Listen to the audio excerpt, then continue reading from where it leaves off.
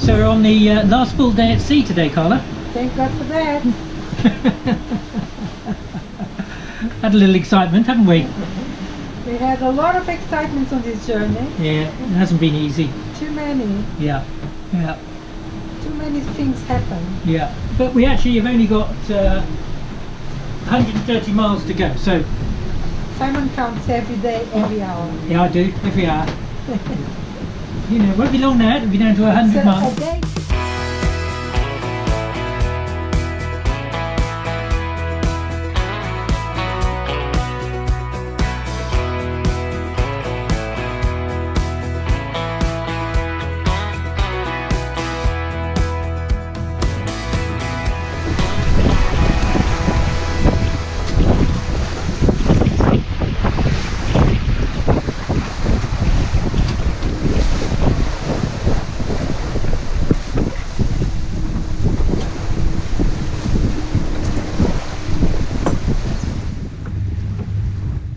During day 3 of the crossing, our main halyard snapped.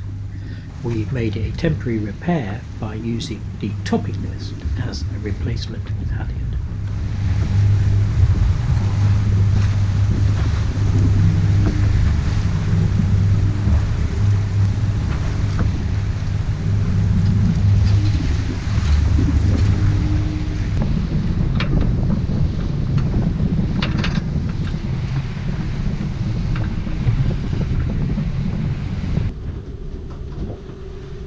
What do you have there? We have our Bermudian flag, which is a red ensign defaced.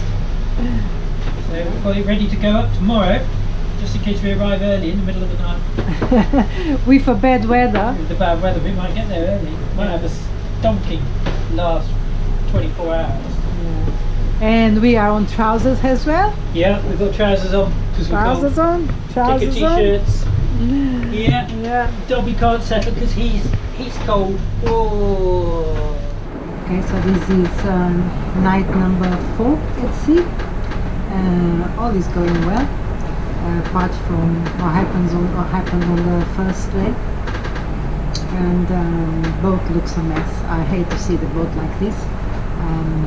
There's nothing really broken, but everything is out of place. It's like the code zero is down and it's all messed up, and then the bowsprit in the water, and makes me a bit upset to see things like that on the boat, because I have a bit of OCD, so I like to see everything really tidy and organized, and seeing the boat like this makes me a bit upset. So I really want to arrive to start cleaning up and just putting everything right again. I really don't like to see the boat like this. And but apart from that, it's all good. It's been motoring today for the last 24 hours. That is a shame, unfortunately, but it's not enough wind.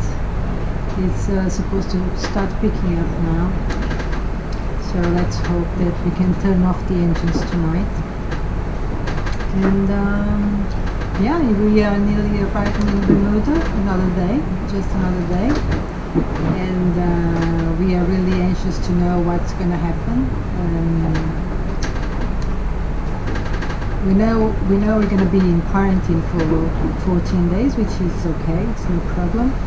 But we don't know what's going to happen after that, if they're going to give us the 72 hours to leave, or they're going to let us stay. We really would like to stay.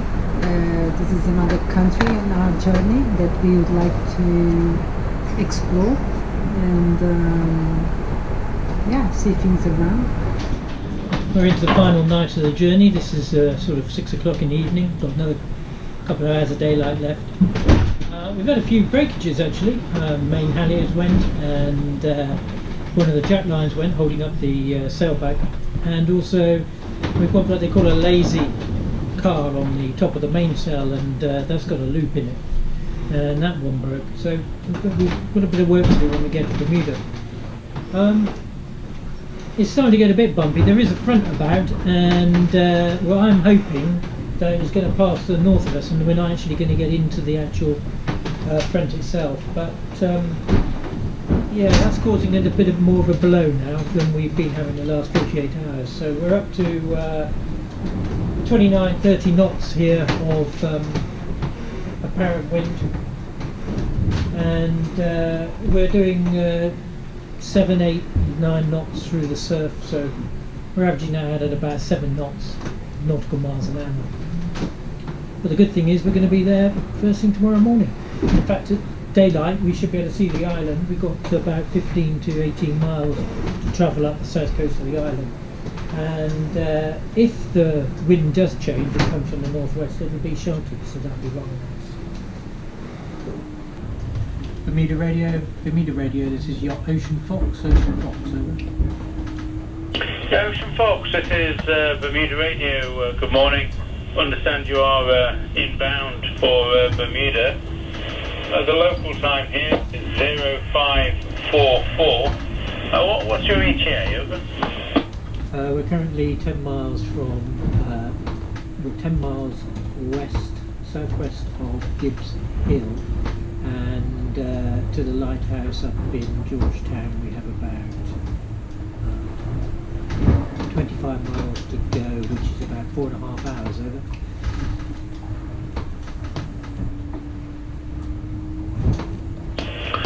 Yeah, that's overseas about 4.5 hours, and yeah, we have your pre-arrival information and your health information.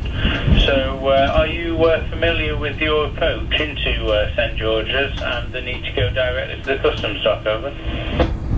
I've visually seen it a few years ago, but I've got it on my chart, there's a set of buoys, and then we go through a cut, and the customs dock is on the right hand side, I understand, over. Yeah, that's correct. It's Ordnance Island. If you could find that on your chart, the customs dock's on the northeast corner of Ordnance Island, and customs will clear you on arrival, over. Okay, perfect. We'll stand by on 16.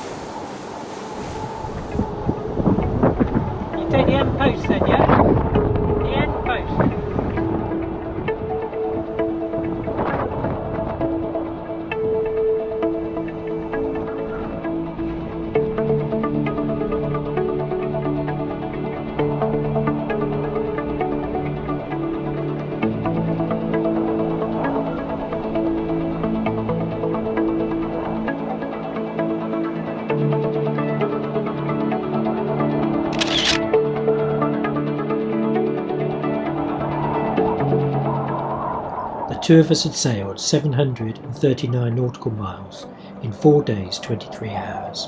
We had had the lazy back line, the lazy line on the mainsail, and the main halyard brig.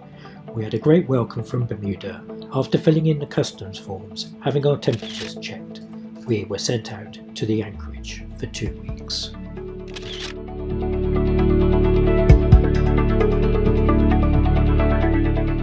Hello everyone, I hope you enjoyed the second part of our crossing. Yeah, it seemed like an awful long time, really. It was for 5 days, well, 4 days and 23 hours. And I think, unfortunately, it started off rather bumpy, didn't it? We had the first night, which was a pretty bad night. Pretty really. bad night, yes. Yeah, we had knots of wind up to 50 knots. 50 knots, wind. yes, yeah. So it didn't start very well, which make me always very upset. Yes. Yeah, so... Yeah.